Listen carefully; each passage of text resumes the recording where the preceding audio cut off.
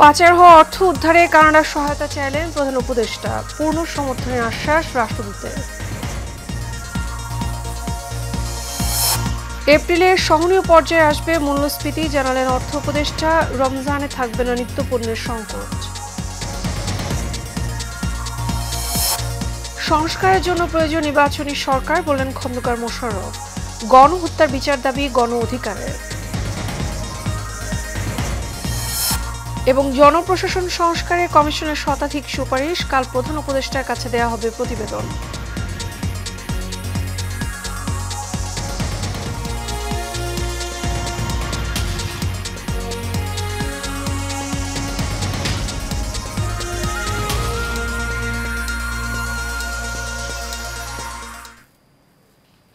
স্বাগত Asian prime নিউজে, আপনাদের সঙ্গে আছি আমি মিতা মৌসুমী। শুনছেন বিআরবি কেবল ইন্ডাস্ট্রিজ লিমিটেড সংবাদ শিরোনাম। এবারে চলে যাব বিস্তারিত সংবাদে।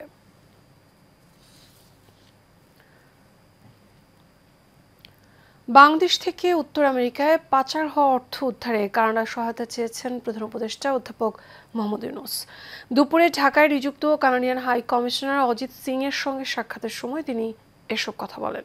প্রধান উপদেষ্টা বলেন, শেখ হাসিনার স্বৈর শাসনের সঙ্গে যুক্ত রাজনীতিবিদরা বাংলাদেশ থেকে শত শত বিলিয়ন ডলার চুরি করেছে এবং এর একটি অংশ কানাডায় পাচার করা হয়েছে, যার মধ্যে টরন্টোর কুখ্যাত বেগমপাড়া, যেখানে বাংলাদেশ থেকে লুটপাটের টাকায় সম্পদ কেনা হয়েছে। চুরি হওয়া অর্থ ফেরাতে বাংলাদেশকে কানাডার সমর্থনের আশ্বাস দেন দেশটির রাষ্ট্রদূত।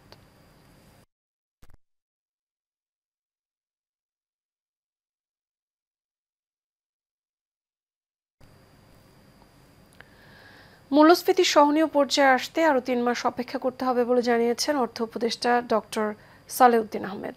সচিবালয়ে সরকারি ক্রয় সংক্রান্ত উপদেষ্টা পরিষদের বৈঠক শেষে এসব কথা বলেন তিনি। অর্থ উপদেষ্টা বলেন, আসন্ন রমজানে নিত্যপণ্যের বাজার স্বাভাবিক রাখতে আমদানি বাড়ানো হয়েছে।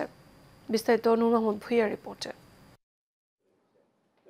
ঊর্ধ্বমুখী মূল্যস্ফীতির হার 2 অঙ্কের ঘর অতিক্রম করে অনেকদিন আগেই। এর উপর সরকারের অর্থ যোগান বাড়াতে গত মাসে হঠাৎ করে ভ্যাট আরোপের সিদ্ধান্ত নেয় সরকার, যা মরার উপর খাড়ার ঘা হিসেবে মনে করেন নাগরিকরা।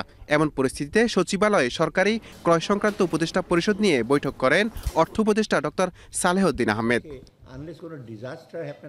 বৈঠক শেষে অর্থ উপদেষ্টা বলেন, চালসহ বিভিন্ন পণ্য মজুদ সরবরাহ পরিস্থিতি স্বাভাবিক না থাকায় বেড়েছে মূল্যস্ফীতি। উঠেছে ডিফারেন্ট কারণ আছে, বিভিন্ন কারণে তো উঠেছে। আপনার টাকা সরবরাহ বেশি ছিল, লোকজন হাতে টাকা ছিল, তারপর সাপ্লাই চেনটা অনেকরকম ব্রোকেন হয়েছে। ওটা নামিয়ে আনতে জোর করে তো নামিয়ে আনা যাবে না, ওই অ্যাড্রেসগুলি করতে হবে। সাথে সাথে কিছু কিছু ব্যাপার আছে, শুধু ইকোনমিক রিজন না। চালসহ বিভিন্ন সরকারি পণ্য সরবরাহ এখন থেকে আর কমতে দেওয়া হবে না জানিয়ে তিনি বলেন, মূল্যস্ফীতি সহনীয় পর্যায়ে আসতে দেশের জনগণকে আরও 3 মাস অপেক্ষা করতে হবে। রোজার সময় কিন্তু আমরা মেজর একটা কথা বলে অ্যাকশন, সেটা কিন্তু ফলটা এপ্রিল মের দিকে যাবো। আমরা আজকে ডিসিশন নিচ্ছি এপ্রিল পর্যন্ত, ফেব্রুয়ারি মার্চ এপ্রিল পর্যন্ত কোনো জিনিসের পণ্য আমরা এসে দেবো না। এই জন্য তো আজকে চাল, ডাল, সার এবং অত্যাবশ্যক কতগুলো জিনিসপত্র আমরা বলে দিচ্ছি, এবং ডেইলি কিন্তু দেওয়া হচ্ছে। এছাড়া মূল্যস্ফীতি কমিয়ে আনতে আগামী মার্চে সংশোধিত বাজেটে ভ্যাট পর্যালোচনা করা হবে বলেও জানান অর্থ উপদেষ্টা। সরকারি ব্যাংক না, অন্য তারাও help. Nur Mohammad Bhuiyan, Asian Television, Dhaka. BNP সরকারে রেখে যাওয়া স্বাস্থ্য খাতকে ধ্বংস করেছে পতিত আওয়ামী লীগ সরকার, এমন অভিযোগ করেছেন দলটির স্বাস্থ্য সংস্কার প্রস্তাবনা কমিটি। গুলশানে বিএনপি চেয়ারপারসনের কার্যালয়ে এই প্রস্তাবনা পেশ করে স্থায়ী কমিটির সদস্য খন্দকার মোশাররফ হোসেন এবং বলেন, স্বাস্থ্য খাতের সংস্কার একটি দীর্ঘমেয়াদী প্রক্রিয়া, এটি সংস্কারের প্রয়োজন নির্বাচনী সরকার। এ সময় তিনি আরও বলেন, ক্ষমতায় গেলে সবার জন্য বিনামূল্যে স্বাস্থ্য সেবা দেবে বিএনপি। কাউসারদের রিপোর্ট। মানুষের মৌলিক অধিকারের মধ্যে অন্যতম স্বাস্থ্যসেবা, কিন্তু বিগত সরকারের দুর্নীতির থাবায় এই খাত ধ্বংসের মুখে। এই খাতটিকে টেনে তুলতে সংস্কার প্রস্তাবনা প্রকাশ করেছে বাংলাদেশ জাতীয়তাবাদী দল বিএনপি। 24 ঘন্টা স্বাস্থ্যসেবা নিশ্চিত করার পাশাপাশি বেশ কিছু প্রস্তাবনা পেশ করেন বিএনপির স্থায়ী কমিটির সদস্য খন্দকার মোশাররফ হোসেন। অন্তর্বর্তীকালীন সরকার স্বল্প মেয়াদে কিছু সংস্কার করতে পারলেও দীর্ঘমেয়াদী সংস্কারের জন্য প্রয়োজন নির্বাচন। বিগত 15 বছর ব্যক্তি স্বার্থে এটাকে গ্রো করতে দেয়নি, কেন একজন গ্রো করলে এখন একজনের যে এক্সপোর্ট মাল যাচ্ছে আরেকজন গ্রো করলে সেখান থেকে কম্পিটিটর হয়ে যায়, সেই জন্যে দেয়নি। এবং আপনারা জানেন যে সার্বিকভাবে এই বিগত পতিত সরকার এভাবে সুবিধাবাদীদের খপ্পরে পড়ে তারা বিভিন্ন সেক্টরকে ধ্বংস করেছে আর সর্বশেষে তাদের নিজেকে ধ্বংস করেছে। ভারতকে সুবিধা দিতে বিগত সরকার স্বাস্থ্য খাতের উন্নতি চায়নি বলে অভিযোগ করেন বিএনপির স্বাস্থ্য সংস্কার প্রস্তাবনা কমিটির সদস্যরা। তাদের মূল উদ্দেশ্য কি ছিল? তাদের মূল উদ্দেশ্য ক্যান্সার ডিপার্টমেন্টে যেতে না চলে, এই দেশে ক্যান্সার বিভাগটা যেতে তার লাভ কার? তার পার্শ্ববর্তী দেশের লাভ। আপনারা দেখেন $10 বিলিয়ন প্রতি মাসে আমাদের দেখা যায় $10 বিলিয়ন এদেশের চলে যাচ্ছে বিদেশে চিকিৎসা করতে আশেপাশে। শিশুকাল থেকে স্কুল পরিবারের নিয়ম শৃঙ্খলা এবং সহনশীলতার শিক্ষার উপযুক্ত পদক্ষেপ গ্রহণ করার প্রস্তাবনার কথা এখানে বলা হয়েছে, এবং যে আইনটা হবে তাতে সেবা গ্রহণকারী এবং সেবা প্রদানকারী সবারই যেন সমতার জায়গা থাকে সেটাকে দৃষ্টি দেওয়া হবে। বিশেষায়িত স্বাস্থ্যসেবা নিশ্চিত করা সহ দেশেই সব ধরনের উন্নত চিকিৎসার ব্যবস্থা নেওয়া হবে বলে প্রস্তাবনায় উল্লেখ করেছে BNP. Kawsar Ahmed, Asian Television, Dhaka. August বিপ্লবের সময় সংঘটিত গণহত্যার বিচার এবং অবিলম্বে আওয়ামী লীগের রাজনীতি নিষিদ্ধ করার দাবি জানিয়েছেন গণ অধিকার পরিষদ। এই দাবিতে আগামীকাল জেলা প্রশাসকদের মাধ্যমে প্রধান উপদেষ্টার কাছে স্মারকলিপি দেবে গণ অধিকার পরিষদ। এছাড়া অন্তর্বর্তীকালীন সরকারের উপদেষ্টা ও তাদের ব্যক্তিগত কর্মকর্তাদের সম্পদের হিসাব জনসম্মুখে প্রকাশের দাবি জানিয়েছে দলটি। সকালে গণ অধিকার পরিষদের কেন্দ্রীয় কার্যালয়ে সমসাময়িক পরিস্থিতি নিয়ে গণ অধিকার পরিষদের জরুরি সংবাদ সম্মেলনে এসব কথা বলেন গণ অধিকার পরিষদের সভাপতি নুরুল হক নূর।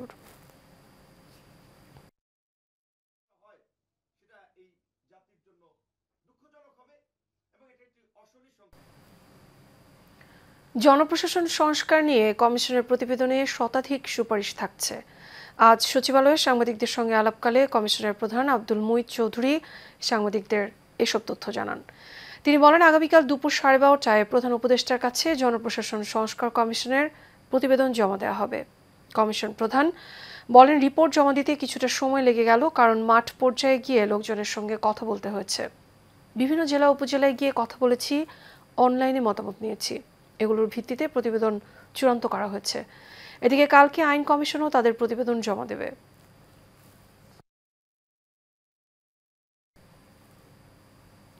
নির্বাচন কমিশনের সিনিয়র সচিব আক্তার আহমেদ বলেছেন, বাড়ি বাড়ি গিয়ে ভোটার তালিকা হালনাগাদ কর্মসূচিতে প্রায় 50 লাখ নতুন ভোটার যুক্ত হতে যাচ্ছেন। আজ রাজধানীর আগারগাঁও নির্বাচন ভবনে সংবাদ সম্মেলনে এসব তথ্য জানান তিনি। ইসি সচিব বলেন, এবারে হালনাগাদে 49,70,388 জন নতুন ভোটার যুক্ত হচ্ছেন। তবে নির্বাচন কমিশনের লক্ষ্য ছিল 61 লাখেরও কিছু বেশি। ভোটার তালিকা থেকে মৃত ভোটার বাদ পড়েছেন 15,23,000, শতকরা হিসেবে 1.77%। নারী ভোটার প্রসঙ্গে তিনি বলেন, এবার 16 লাখ নারী ভোটার হতে নিবন্ধন করেছেন। চলমান হালনাগাদ কর্মসূচিতে যারা বাদ পড়েছেন তাদেরও যুক্ত করা হবে তালিকায়। নিবন্ধন চলবে আগামী 11 এপ্রিল পর্যন্ত।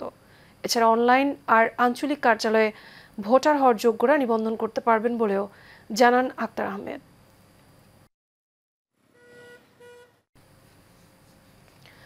টঙ্গীর তুরাগ তীরে চলছে মাওলানা জুবায়েরের অনুসারীদের প্রথম পর্বের দ্বিতীয় ধাপের ইজতেমা। কাল আখিরি মোনাজাতে শেষ হবে প্রথম পর্বের দ্বিতীয় ধাপ। আজ ফজরের নামাজের পর থেকেই শুরু হয় বয়ান। খিত্তায় খিত্তায় ইবাদত বন্দিগিতে সময় কাটাচ্ছেন মুসল্লিরা। চলছে দিনের বয়ান এবং দাওয়াতি কার্যক্রম নিয়ে আলোচনা। জিকির আসকারে মশগুল বিদেশ থেকে আসা মেহমানরাও। এতে অংশ নিয়েছেন সারা দেশের অন্তত 22 জেলার ধর্মপ্রাণ মানুষ। এরপর 14 থেকে 16 ফেব্রুয়ারি অনুষ্ঠিত হবে সাতপন্থীদের ইজতেমা। এদিকে ইজতেমায় আরও এক মুসল্লির মৃত্যু হয়েছে। এ নিয়ে ইজতেমায় মৃত ব্যক্তির সংখ্যা দাঁড়ালো 7 জনে। নিহত এই ব্যক্তির নাম আমির হোসেন। গেল রাত 11টার দিকে 31 নম্বর খিত্তায় মারা যান তিনি।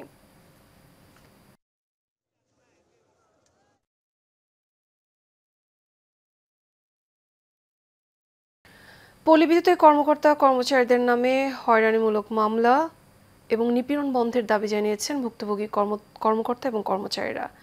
রাজধানীর ঢাকা রিপোর্টার্স ইউনিটিতে এক সংবাদ সম্মেলনে এসব দাবি করেন তারা। এ সময় বক্তারা বলেন, গ্রাম এবং শহরের বিদ্যুৎ বৈষম্য দূরীকরণ, দুর্নীতি প্রতিরোধ এবং জবাবদিহিতা নিশ্চিত করা, পল্লী বিদ্যুৎ সমিতির বিদ্যমান সংকোচ নিরসনে পল্লী বিদ্যুতায়ন বোর্ডের দ্বৈত নীতি পরিহার করে একীভূত করতে হবে।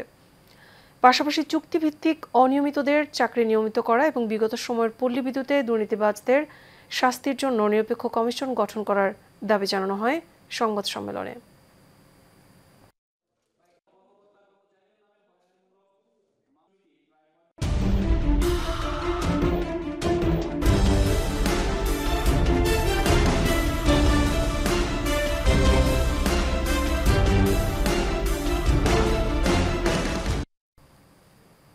এবার সারা বাংলা।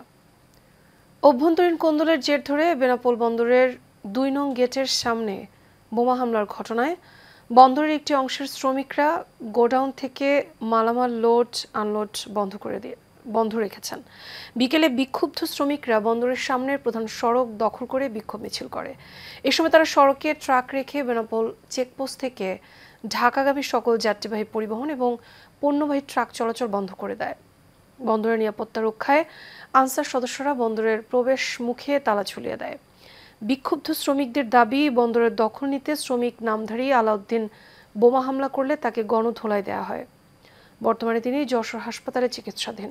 দ্রুত তাকে গ্রেপ্তার এবং শাস্তির দাবি জানান শ্রমিকরা।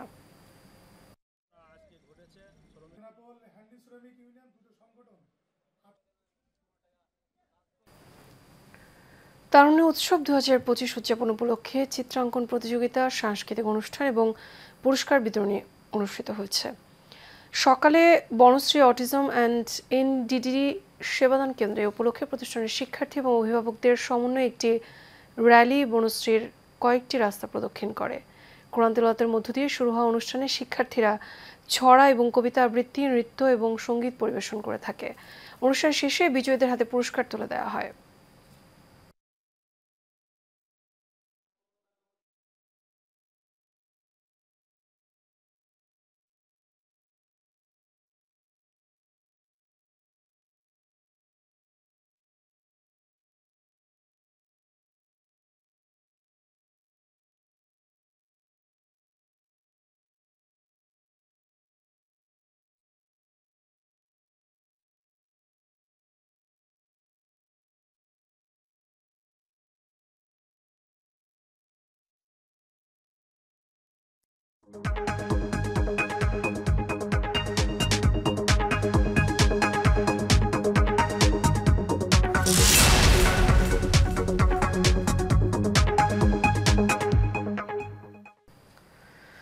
এক্সিম ব্যাংক বাণিজ্য সংবাদ।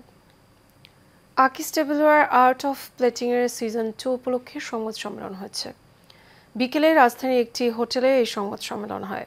এ সময় আকিস বশির গ্রুপের chief operating officer Mohammad Khorshed Alam art of plating প্রতিযোগিতার বিস্তারিত তুলে ধরেন।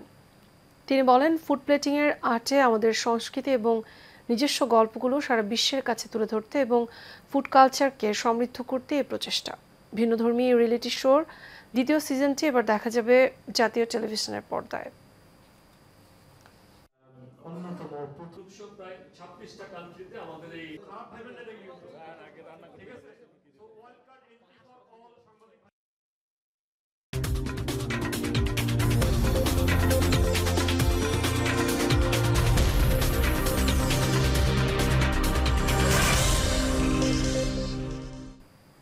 এবার খেলা খবর। বাংলাদেশের জাতীয় স্কুল, মাদ্রাসা এবং কারিগরি শিক্ষা ক্রীড়া সমিতির ৫৩তম শীতকালীন ক্রীড়া প্রতিযোগিতা এবং পুরস্কার বিতরণী অনুষ্ঠান হয়েছে। বিকেলে রাজধানীর বাড্ডার আফতাবনগরে এই প্রতিযোগিতা হয়। এতে অংশগ্রহণ করে বাড্ডা ভাটারা থানার অন্তর্গত সরকারি বেসরকারি স্কুলের ছাত্রছাত্রীরা। অনুষ্ঠানের প্রধান অতিথি ছিলেন বিএনপির জাতীয় নির্বাহী কমিটির ক্ষুদ্র ঋণ বিষয়ক সম্পাদক ডক্টর এম এ কাইয়ুম। এ সময় উপস্থিত ছিলেন মোহাম্মদ আব্দুল হাকিম, এজিএম শামসুল হক, মোহাম্মদ মনির হোসেন সহ অন্যান্যরা।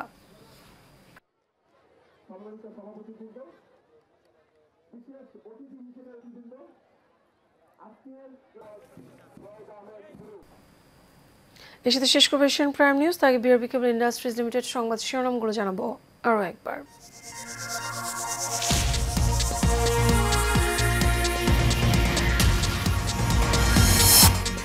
পাচার হওয়া অর্থ উদ্ধারে কানাডা সহায়তা চাইলেন প্রধান উপদেষ্টা, পূর্ণ সমর্থনের আশ্বাস রাষ্ট্রদূতের। এপ্রিলে সহনীয় পর্যায়ে আসবে মূল্যস্ফীতি, জানালেন অর্থ উপদেষ্টা। রমজানে থাকবে না নিত্যপণ্যের সংকট। সংস্কারের জন্য প্রয়োজন নির্বাচনী সরকার, বলেন খন্দকার মোশাররফ। গণহত্যার বিচার দাবি গণ অধিকারের।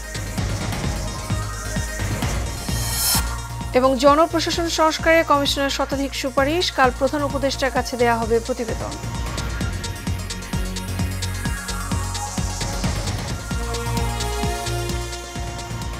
এশিয়ান প্রাইম নিউজ এ পর্যন্ত। আমাদের পরবর্তী সংবাদ দেখার আমন্ত্রণ রইল। এখন সাথে থাকার জন্য ধন্যবাদ সবাইকে।